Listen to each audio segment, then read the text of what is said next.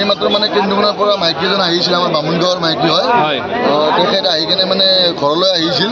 এই ৰাস্তা পাৰ হওঁতে মানে এখন তীব্ৰবেগী বাহনে পালচাৰ মানে খুন্দাই মানে থিতাতে নিহত হয় মাইকীজন। কি নাম তেখেতৰ? তেখেতৰ নাম, মাইকীজনীৰ নাম হ'ল ৰাণী বেগম আৰু ল'ৰাজন বাইক আৰোহীজন এতিয়া মানে সংকটজনক অৱস্থাত মেডিকেলত লৈ যোৱা হৈছে 108ৰ দ্বাৰা। ৰাস্তা ব্লক কৰিছে নেকি? ৰাস্তা এতিয়া ব্লক আছে, পুলিচ প্ৰশাসন আহি পোৱা নাই এতিয়ালৈকে। মানে আধা ঘণ্টা হৈ গ'ল, এক্সিডেণ্টটো হ'ব।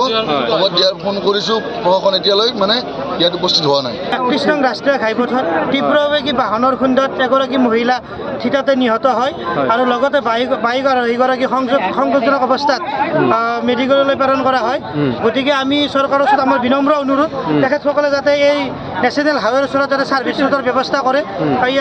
ইয়াৰ আগতো বিভিন্ন ধৰণৰ দুৰ্ঘটনা ঘটি গৈছে।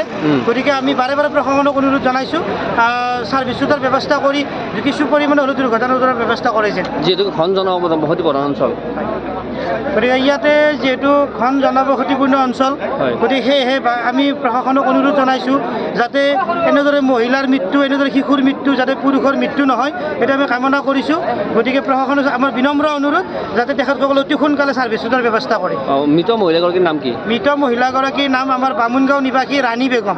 তেখেতে নিজৰ কৰ্ম সংস্থাপনৰ পৰা নিজৰ ঘৰলৈকে আহি থকা অৱস্থাত ৰঙিয়া দিশৰ পৰা অহা তীব্ৰবেগী বাহন এখনে খুন্দিয়াই তেখেতক থিতাতে নিহত কৰে আৰু বাইকৰ এগৰাকীও সন্তোষজনক অৱস্থাত তেখেতক মেডিকেললৈকে প্ৰেৰণ কৰা হয়।